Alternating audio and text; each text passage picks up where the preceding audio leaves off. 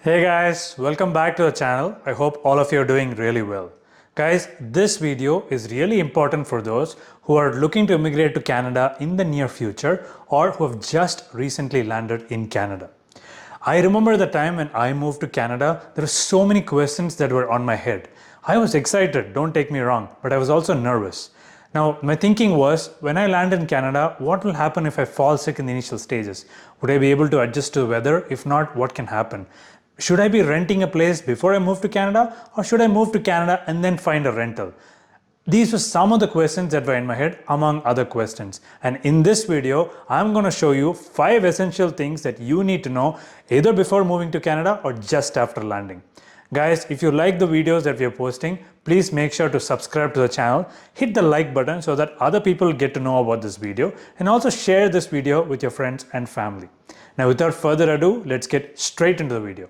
The number one thing that we're going to talk about today is housing. As I said before, one of the questions in your head would be, should I find a rental before I move to Canada, or should I move to Canada and then find out where I want to live? Now let us look at both scenarios. If you're looking to find an accommodation from, let's say, your country in Canada, you can use Kijiji, Facebook Marketplace, Rent Faster, and other online websites for various places across Canada.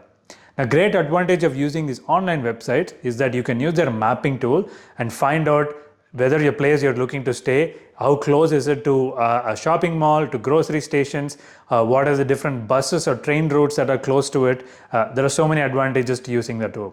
But some of the greatest disadvantages of doing things this way is that you're not exactly sure, if the area is safe or not, and you lack the local knowledge. You're not sure whether a 5-minute walk or a 6-minute walk to the nearest bus or train station, is it something that's feasible? Will your body be able to adapt to the cold and the other climate changes here? And you're also not aware whether this is the lowest budget that's available or whether there are other apartments that have lower budget than what you're looking at. Now, when I decided to move to Canada in 2016, I decided to follow this route, and I got a house here on a lease, and I had already paid the deposit. Once I moved here, I realized that the 10-minute walk in especially minus 30 degrees Celsius was not easy at all. The area was also not considerably very safe, and I also figured out that I could have found a cheaper place than what I had rented already. Now, this is where the next part comes in. What I would recommend to you is that you find an Airbnb first. You spend 10 to 15 days in the Airbnb, and you use that 15 days to go around the city or the place that you're located in and figure out what are the different areas in that city and where would be ideal for you to live in. I would also recommend that you talk to the local people or go through forums like Reddit, where people have already shared their experiences about various areas in the city. Another great tip that not a lot of people know is that not all the houses that are available for rent are posted online. I know it's 2023 and we are a world where we completely are digital, but there are still so many great finds where people post the phone number where you can contact them to find out the rent and the vacancy in that place. And in Edmonton especially, I've seen a lot of that, and I'm pretty sure this would be the same across a lot of the smaller cities across Canada. So that's another great advantage if you decide to book temporary accommodation and then figure out to find a place for rent in Canada. The second thing we're going to talk about is healthcare. Now, you might have heard a lot about some of the negative things in the healthcare industry in Canada, but if you want to know about our experience, then I would urge you to watch this video right here. Now, healthcare, as I said, is also very expensive.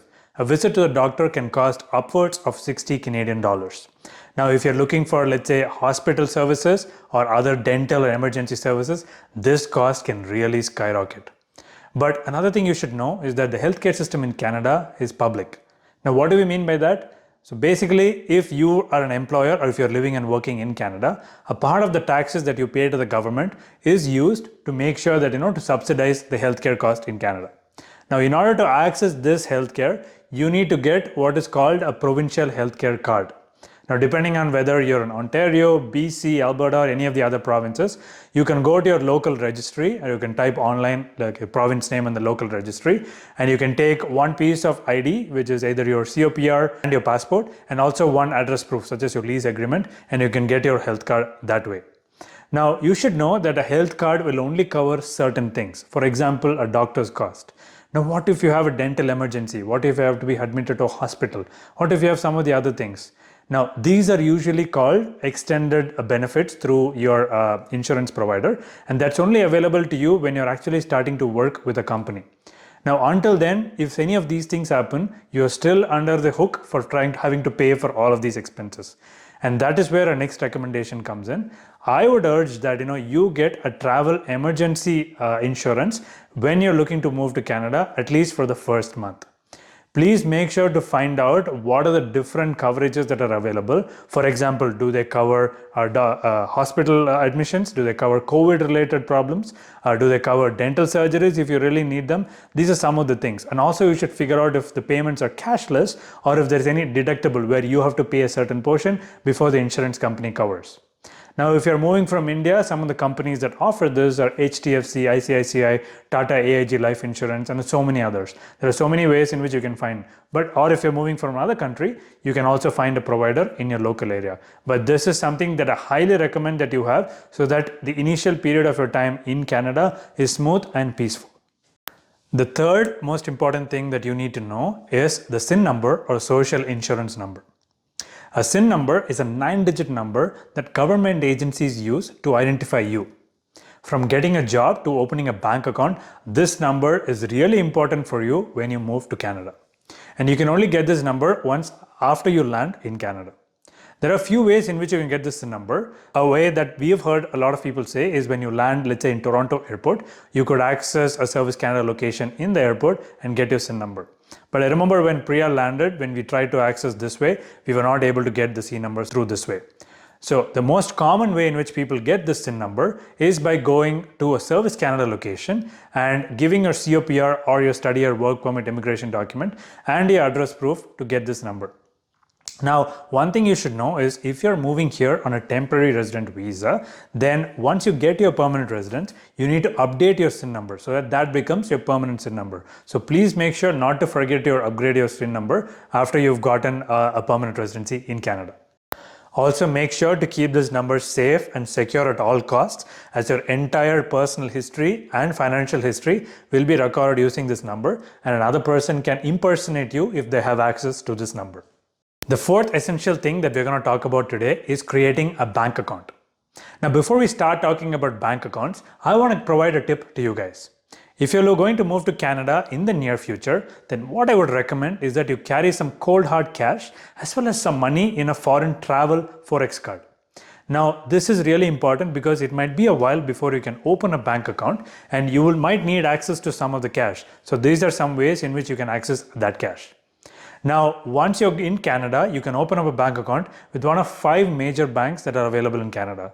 They are RBC, TD, CIBC, Scotiabank, and BMO.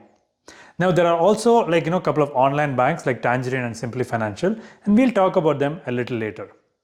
Now, these banks have what is called a newcomer package, where for the first year, they'll offer you, especially if you're a permanent resident, they'll offer all of these services such as your checking account, your credit card for free, and then you'll start paying the fees after the first year. So it'll be a great way for you to open a bank account with one of these main guys. If you are someone who likes to go to a physical location and want to do transactions using that method, then these banks would be a great fit for you. But if you are somebody who does not like to pay a fee and would rather do most of the transactions online, then you can access Tangerine or Simply Financial or some of the other online banks. Now, what is the method that you need to follow to get a bank account set up? All you need to do is that once you've chosen a bank, you can just go online and set up an appointment for one of these banks. You then need to carry your passport, your COPR, and if you have an address proof, you need to carry all these documents for your appointment, and then the bank advisor will be able to create an account for you. As simple as that. And once you get the number, you can then use your transit number, institution number, and some of the other numbers to transfer cash from your home country to Canada, and then you can spend that money. The fifth and final essential thing that I want to talk about today is a phone plan. Now, Canadians pay some of the highest phone plan prices across the world, and that is essentially because of a lack of competition in the space. Now, there are 4 major providers in this market, and they are TELUS, Bell, Shaw, and Rogers. Now, they also have their own discounted brands, and they are Kudu, Fido, Virgin, and Freedom. Now, just because they are discounted brands does not mean that their quality is poor or they don't offer the greatest service. It is just in terms of phone plan and your access to, let's say, higher tier 5G spectrum. Now, what we have seen is that some of the parent brands are usually very expensive and they don't offer way greater perks than what some of the discounted brands offers. Now, if you have moved to Canada, essentially like what I would recommend is that you can get between 10 to 20 GB of data, should be more than essential. And you should also look for unlimited calling across Canada and unlimited texting. Now, in order for you to get your SIM card, I've seen a few ways in which you can do this, but the way that I would recommend is that you can go to a kiosk in a mall or you can go to one of the discounted brands shopping centers, and then you can provide your documents such as PR card or passport or COPR, and as well as your address proof, which is your lease agreement, and then you can get a SIM card from there. Now, there are also ways in which you can get a SIM card from your home country, but you would not have options in terms of different phone plans. So that's something else you can also consider. Now, what I would recommend is that once you move to Canada, you just use the phone that you already have from your home country. And I would ask you to wait until a major shopping festival such as Black Friday, Boxing Day, or even back to school. So many offers come out during that period. It's a great opportunity for you if you're looking to upgrade a phone or even reduce your phone plan prices. So until then, I would advise that you just subscribe to what is called a BYOD or a bring your own device plan, and then move into a new plan once those major shopping things hit. So there you go, guys. Those are the 5 major essential things that you will need to know when you're deciding to move to Canada. Now, I wish I had access to a video like this when I moved, but I wanted to share my experiences of some of the essential things that you would need. If you have other questions or other things that are essential to you, please let us know in the comment section down below, and we'll do our very best to answer them to you. Now, we hope you've enjoyed this video, and if you did, please make sure to subscribe to this channel and also give a like to this video so that other people will get to know about this. Now, guys, as we always say, please feel free to do your own research just to make sure that you get the information that you need before making an informed decision. Now, until the next video, guys, take care. Bye-bye.